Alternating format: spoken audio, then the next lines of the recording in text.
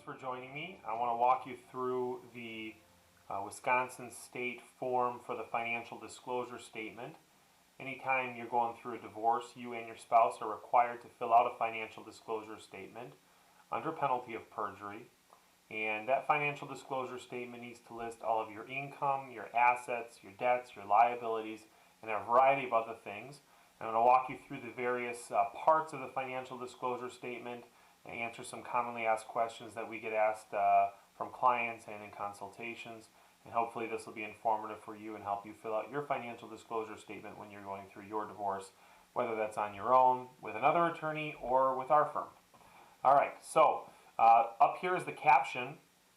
You will see I'm going to list the county, the name of either you or your spouse, depending on who petitioned or whether you're joint petitioners. You want to make sure that you fill in your case number. That's very important. And the county that the case is pending in. Sometimes the clerks are a little bit picky and will reject financial disclosure statements if that stuff is not filled out.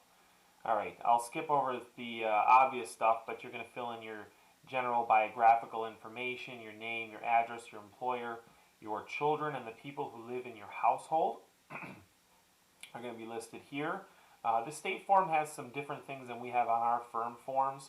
They want to know who pays what expenses, what people are paying expenses. Our forms don't have that, but if you're using the state form, you're going to want to check the box if you have any adults living in the house who are helping to pay expenses as well. When it comes to the income, this is one of the trickier sections. You're going to want to list your gross monthly income. Gross means total before taxes, and a good way to do that is to look at your pay stub. If you are paid every 2 weeks, then you're paid bi-weekly, okay? That means you're paid 26 times a year. So you're going to take your gross pay on your bi-weekly pay stub, multiply it by 26 for your 26 pay periods, and then divide by 12 for 12 months. That's going to give you your gross monthly income. If you're paid every week, you're going to multiply that gross income from your weekly paycheck by 52 and then divide by 12, 52 being the number of weeks in the year. And then obviously if you're paid twice per month, you're going to multiply the gross monthly amount in your paycheck by 24 and divide by 12 to get to that monthly gross income. It is very important that you disclose all sources of income.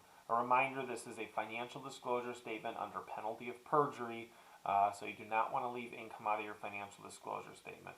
Client ever asks us, can I leave income off my financial disclosure statement? We can no longer work with that person anymore. So make sure you list everything. If you have questions, ask your attorney. And with regard to the deductions, you're going to want to do a similar thing, another tricky area. You're going to take your deductions from your most recent pay stub, assuming you're salaried, and you're going to multiply it again if you're bi-weekly by 26 divided by 12. If you're paid weekly, multiply by 52 divided by 12. And then if you're paid bi-monthly or twice a month, you're going to multiply by 24 and divide by 12. That's going to give you each of those monthly deductions for federal, state, Social Security, Medicare, and so on. Now on the expense section, all right, now obviously everybody's circumstances are a little bit different, but the expense section is very important because the expense section is going to give a clue on a temporary order basis, and we could talk about temporary orders in another video, but on a temporary order as to how income should be divided based on the expenses of the parties, okay? Both for the expenses section and the rest of your financial statement. You are going to list your things, your expenses, your assets as they exist right now. Don't anticipate in the future what they will be when you separate or when you finalize the divorce. Your financial disclosure statement is a snapshot of your finances as they exist at the time that you sign that financial statement and prepare it. You can file updated financial disclosure statements as the court proceedings progress, but right now you need to focus on what your current monthly expenses are. If you're living together, even if you're sharing expenses, just list every expense that you're sharing. You don't have to divide it in half. It is your responsibility, so it is something that you are paying, whether it's jointly or alone, so list it on your financial disclosure statement. The courts aren't that picky about people listing their personal property and coming up with values. If you and your spouse can't agree on how to divide your personal property, you've got bigger problems. You probably do need counsel. You may need to get an appraiser. It's a good idea to estimate here the value of your personal property, but I wouldn't spend too much time doing that. If there are large disputes over large items, you'll get an appraisal. The judge will order an appraisal in your case. Okay. Then we have vehicles, life insurance policies. It's going to be very important to get the plan documentation to make sure that you know whether you have term policies, whole life policies, whether they have cash balances, etc. You want to be accurate about that because there are some insurance policies that have a lot of value, and there are some insurance policies which have very large death benefits but have no value. You want to make sure you're noting that accurately here. Then with regard to the business interest section down here,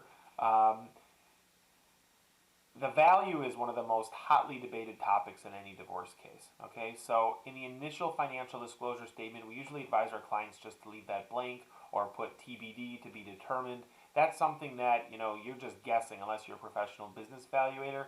So it's okay to leave that blank until you have a formal valuation done or an agreement with your spouse and his or her counsel on the value of the business. So we would just leave that blank. You don't want to pigeonhole yourself into a value that may not be accurate. The same goes, by the way, for real estate. In the real estate section here of the financial disclosure statement, you want to do the same thing. Okay? It'll be important for your retirement accounts to note whether any of your retirement accounts are unvested. That can have an impact on how those assets get divided. So you can contact your HR, the plan administrator, to get that information. It's very important. It's something you want to get to your attorney, the actual plan documents and the current statement, so that your attorney can make sure that we're not dividing things that maybe shouldn't be divided. So what the portion of the retirement that is vested or unvested is very important. Okay? Again, here's the real estate section. We say the same thing that I was going to say on the business section, or that I did say on the business section. Don't list a value unless you're a professional property appraiser, or unless you and your spouse have an agreement as to the value. You don't want to get stuck with a number that maybe is inaccurate. So just leave it as blank or question mark or TBD for your initial financial disclosure statement until a final number has been agreed upon or an appraisal has been done. Okay? Debts. I got to tell you, many people leave debts out of their financial disclosure statements. Not sure if it's because they're embarrassed or they just can't remember what debts they have. It is very important to list your debts. Okay? Most financial disclosure statements that people are filling out, they're leaving out debts. And what happens is when you do your marital settlement agreement, there's going to be a blanket line that says each party is assigned any debts in his or her name, okay, alone. And if you don't list a specific debt in your financial disclosure statement, that debt's yours. Even though it may be a marital debt, even though it may be something that your attorney could argue or the judge might divide on a marital property basis, if you don't list it, it's getting assigned to you. So very important to do that. One hot tip would be to pull a credit report. Freecreditreport.com, creditkarma.com. They can both give you a listing of debts in your name if maybe you have a lot of debts or you've moved and haven't updated your address and you don't have statements, so you don't remember what credit card debts or student loans you have. Getting a credit report is a great way to make sure you're listing all of your debts on the financial disclosure statement. The disposal of assets section. All right. The court wants to know whether you've disposed of, sold, given away, or destroyed any assets in the 12 months prior to the case was filed. Naturally, when people know a case is coming, a divorce case is coming, whether they're thinking of filing or they may have a hint that their spouse is filing, people do silly things. Sometimes they try to get rid of assets or hide assets. And so this is asking you, again, under penalty of perjury, to disclose whether you've done that. Okay, it's always our advice to be open and honest. We always advise our clients, list it. It's always better to list it than to hide it.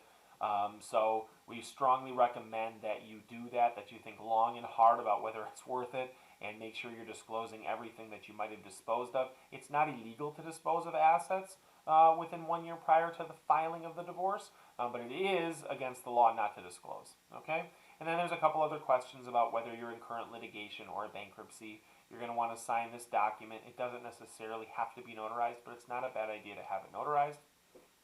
And you're going to want to file it with the court. Okay, that is something that your attorney will handle for you if you have an attorney. If not, you're going to have to do it yourself. Okay, I hope that this was helpful. If you have any other questions, feel free to reach out to us on our website, www.karplawfirm.com.